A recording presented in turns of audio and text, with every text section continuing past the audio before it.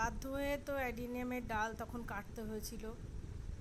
খুব বৃষ্টির মধ্যে গাছ কিনেছিলাম, পচে যাচ্ছিল বলে কেটেছিলাম, অল্প অল্প করেই যতটুকু পচেছিল সেইটুকুই কেটেছিলাম।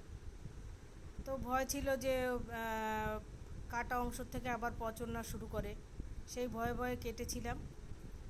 তো দেখুন রেজাল্ট, 20 দিন হলো, আর কোনো অংশ পচেনি।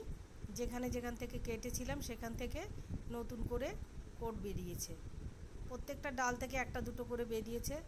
মোটামুটি গাছ আর নষ্ট হয়নি। এই টানা বৃষ্টিতেও গাছ কিন্তু আর নষ্ট না হয়নি, বরং এখান থেকে ছোট ছোট কোট বেরোতে শুরু করেছে।